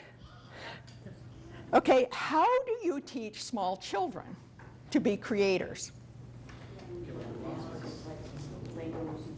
Right, right. And then when they bring a picture, you don't say, when you say, what is that? And they say, oh, that's a dog. You don't say, a dog? Really? Well, you know, a dog usually has 4 legs instead of 2, and it's brown, not green. And you let them create. You let them create in their minds. And I think we're way past the place where they have to color within the lines. But I still think that it's important that we allow them to dream beyond the boundaries. And one of the stories I was going to tell you was of Monty Roberts. Anybody know him? He's a horse whisperer. And when he was a little boy, and he was in school, and they were asked to write down what they were going to be when they grew up, and to draw a picture. So he drew a picture of a horse and a stick figure, and brought it up, and they had to talk in front of the class. And when he said, I'm going to be a horse whisperer, the teacher said, well, in the first place, there's nothing like that, so no, you're not. And the horse needs to have 4 legs, and da-da-da. And Monty thought, really? And so he went home, told his parents, and his parents said, of course you can be a horse whisperer. You've been given a gift. You have been given a gift that your teacher doesn't even understand. You hold that in your heart. You know that. And he ultimately became, if you have not read his book, it's excellent. Is it The Horse Whisperer? I don't know. I just got his tapes. Great. They are. Working this animal connection is unbelievable. Okay, next one. Number 37. We could spend another 8 hours on kindness. How important is it to be kind? Very. Very. And my daughter has a thing hanging on her wall, blessed are the pleasant. Let's see, blessed are the pleasant to be around, or something like that. Anyway, it's don't come in here grouchy. If you're coming in here, be a little happy. We're glad to have you here, but we want you to be pleasant. So let me see if I can find kindness real quick, because I've got all these stories marked. Here's a good one. 2 men were seriously ill. They occupied the same room in the hospital, St. Pat's. One of them lying in the bed near the only window in the room. Every day, he was allowed to spend some time setting up in his bed in order to help drain the fluid out of his lungs. The other man was forced to lie on his back day after day after day. They talked a lot about their life, jobs, vacations. Every time when the first man was sitting by the window, he described in detail all that he could see out of the window. His roommate always looked for those moments and loved them when his world was broadened and brightened by the world outside. Amazing views of a park with a beautiful lake could be seen from the window of their room. Children delightfully played among ducks and swans. Couples walked arm in arm among the colorful flowers. Oh, the stunning city lights. When the man by the window had been thoroughly describing all that was happening outside his window, the roommate would close his eyes and image all of these beautiful scenes in his life that were being told to him. One morning, the man whose bed was near the window had died peacefully in his sleep. His roommate was brokenhearted. After some time, when the nurse came in to visit him, he said, "May I be moved next to the window?" The nurse agreed and kindly made that switch.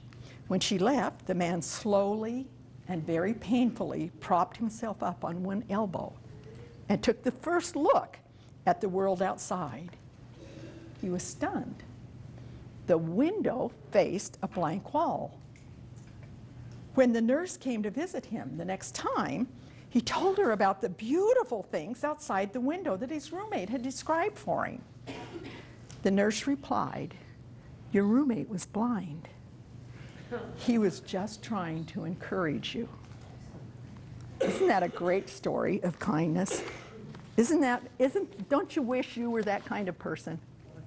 Yeah, and that's what these character traits do, is they help us to be more than we are right now. So we are on 38. All right, going to tell you another quick one. I have done, and Dr. Nee is amazed that I have done all of these things in my life, and I'm only 24. But I have worked with hospice too, and in writing a lot of memoirs. And I'm part of a group here in Missoula called the Story Keepers. And so part of my job, or part of my great privilege, was to interview people at hospice and their end-of-life story. And there was a study that was done in Berkeley, and then I found that to be very, very much true with all of the people that I interviewed. At the end of life, there are 3 greatest regrets. Do you want to know what they are? The first one is that they didn't take more risks. And what my mom said is, we chose the known, and the unknown would have been fine. They wish they would have taken more risks. The second one is they wish they would have stopped along the way and think, is this the kind of person I want to be? Is this who I want to become? Do I always want to be this? Maybe I need to change course. And so that second one is reflect. They wish they would have reflected more. And the third one was they wish they would have contributed more. Some that meant money. Most of them, it meant time with families. And one man that I interviewed said, "I wished I would have held my hand up more." He said, "I knew the answer, and I was too afraid to hold my hand up." So I think that because we are all very young, I think we have an opportunity to learn these lessons from our elders and incorporate them into our life. So 39 is Character trait, compliment others. Compliment others. And the definition is give praise or encouragement to others. Say or do something nice. And those of you who have been in my trainings know that I preach a lot about the difference between praise and encouragement. Praise is to say to Julie, "Cute shirt." because then it's tied just to that shirt. So the next time she goes somewhere, she'll say, oh, I think I'll wear that gray shirt because this lady in Missoula said it was really cute. But it won't change Julie's life at all, because it's all tied into this one particular thing. However, encouragement is that I give her the courage to keep on that process. So if instead I compliment her by saying, you're such a sharp dresser. Well, in fact, what I said is, you look so comfortable. You look so comfortable. And by smiling, I was giving my approval. That means that that is something that can be transferred to other things. Encouragement is something that isn't limited to one thing, but that is a transferable skill. So when we compliment someone, use a compliment, and our daughters that are in business tell us that it's very rare for people in business to compliment one another. And they say, and when I say to the secretary, I love your necklace. I do love your necklace. I've been looking at it all morning and thinking how beautiful it is. That it will keep you for a week. It will make you happy for a week. We can all ride on a compliment. So I'm going to ask you, and I'm going to encourage you to be very free with your compliments. Number 40. Apologize when wrong. Thank you. Apologize, and I think that the most important part of that is when wrong. Because, boy, I don't know how to say this without, I think sometimes we say, I'm sorry, so often that it doesn't mean anything. And surely you have had the children that you work with, or children in your home who go like this, sorry. Or you have said to them, you say I'm sorry, right now, say I'm sorry. It doesn't mean anything at all. And so there's a difference between apologizing when you're wrong and trying to rectify that mistake than just this blanket, sorry, sorry, sorry, sorry. And I've noticed that people in the grocery store are sorry, sorry, sorry. And it's like, no, you aren't. And I'm a great believer in, how many of you know the law of attraction? India. Okay, I'm going to get you guys educated one way or another. But there is a great power of anything that goes behind the words I am. It's a statement, and it's an affirmation, and it goes into this. So when I take this to Silas, I am going to say, Silas, I want you to say after me, of course he's only 6 months, but when he's 3, I want you to say after me, I am a man who avoids gossip. I am a man who is cheerful. I am the kind of kid who contributes. I am a boy who shares.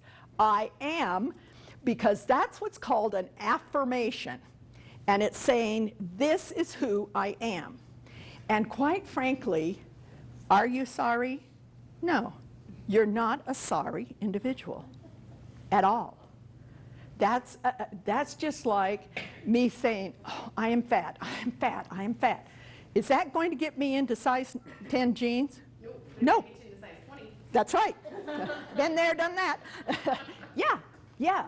Because when you say, I am this, you incorporate it into your being. You're saying, that's who I am. That's who I am. So I'm going to ask you to be cognizant of how many times you say, I'm sorry. Is there another word that you can use? Is there a way that you can say, pardon me for cutting in front of you, or excuse me? Yeah. Did you want to share, Sammy, or were you just asking a question? And Barbara would know this, but we had a kid at our daycare bin that when they would hit or something would happen, we would ask them, like give hugs and say sorry or, whatever. And he would flat out tell us every time, I am not going to say sorry if I don't mean it. Thank you, Ben. Good, let's hear it for Ben. Yeah. Yeah. Okay, so is there a way that we can get kids to recognize what they've done or make restitution or come around? How many of you use timeout on a chair? Well, I am going to guess, let me see your name. I can't see your name. I am going to guess that Gary and I believe that if kids are put outside for a few minutes to sit under a tree, they get a whole different concept, don't you think? They get to commune with nature. They recognize that they are a part of this earth. Have any of you read the book Earthing? It's written by this incredible, I don't know, brain surgeon or some neural something who grew up in Montana. But he talked about how he could see a difference in the behavior of people and illnesses of people because he had gone barefoot. Barefoot, oh yeah. Barefoot all of his life. Seen that on YouTube. Okay. And the minute they started putting rubber on the bottom of your feet, you no longer are connecting to the earth. And so you feel that you are standing, you're apart from the earth. And if we wanted to gain that centeredness that we were talking about, he said, just take your shoes off. Take the kids' shoes off and walk outside. And I know we've had this discussion before because there's safety issues and everything that you can't. But as often as you can, take your shoes off and walk in nature, or hug a tree, or look at something in nature. But don't apologize. Don't apologize when, how can I say this? You don't apologize for living. You don't say, in essence, when you keep saying, I'm sorry, I'm sorry, I'm sorry, you're saying, I'm sorry I'm taking up space in the world. You apologize when you infringe on someone else's circle of security. Or you apologize when you have hurt someone or when you have done something without meaning to. Okay, 41. Character trait of inclusion. What does inclusion mean? Inclusion means that we include. Rather than, and what is that wonderful old saying, you drew a circle that left me out, so I drew a circle that brought you in. And there is, when I was doing the left out child, and the cousin that was going to public school, and he was attending over here at, maybe Paxson, was that where they were going? But I said to him, what do you do on the playground when someone isn't asked to be in the game? And he was like in the 3rd grade, and he said, I don't know, that doesn't happen. And I said, really? And he said, no, we just have this kind of rule, school rule, that we all play. We all play together. And I said, thank you. Whoever came up with that and taught that inclusion, thank you, because that's carried him in good stead as a man, hasn't it, Dad? Very good. Okay, 42. Character trait of avoid gossip. Is that hard to do sometimes? It is. Does it make you a better person to pass judgment on someone else? No, it doesn't. Remember the example of pulling down? What it does is makes both of you small. So we have gone through some things to figure out what makes a good person and what makes a not so good person. And years ago, I taught caution without fear, and they used the good touch and bad touch. And that always left me uneasy because it wasn't a good definition. And a good person is what we would like to be and what we would like our friends to be. A not so good person is someone who's trying to be a good person. And I've never, ever met anyone who was all bad. Have you? And I've never met anyone who was all good. And so we're all on this path together, but you are in a very enviable position where you can help these children, and you can help them learn these characteristics, learn these heart these heart traits, and be able to say, I'm the kind of boy who is honest. I'm the kind of boy who plays with everyone. In my family, we don't litter. In our school, we don't use swear words. In our class, we don't hit one another.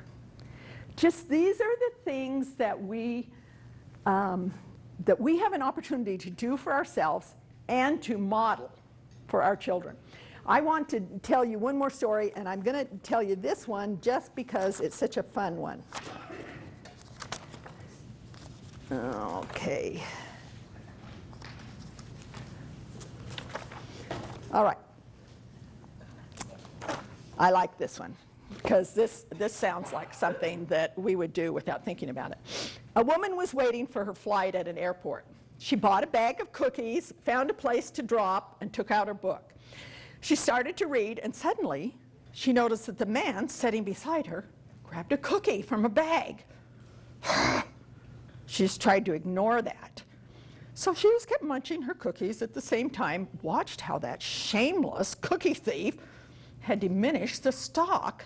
She thought to herself, if I weren't such a nice person, I'd blacken his eye. How dare he?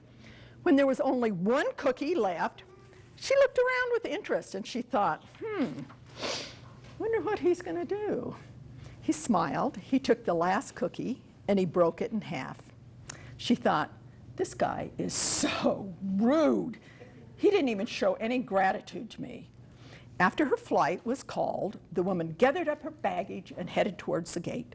She took her seat in the plane and reached into her bag for her book, which was almost complete. As she reached her baggage, she gasped with surprise, for there was an unopened bag of cookies. A dreadful thought crossed her mind. Wait a minute. If my cookie bag is here, and the others were there, and he tried to share, eek! She realized who the rude one was, and it was too late for her to apologize. So isn't that a good story? I love that one. I love that one. That's what happens in real life. Well, I'm going to close, but I always stay around for a little while to sign books and to answer your questions. I'm always available on askandyartichoke.com. That's my blog, parenting blog. And once again, I really appreciate the opportunity to just rub shoulders with you guys. You are daycare professionals, and it's neat to have you as colleagues. And I thank you for your important work. Thanks. Oh, hold everything. Hold everything. I told you you got a bookmark. So you put this has the list of the character traits we want to deliver, or we want to incorporate into our lives.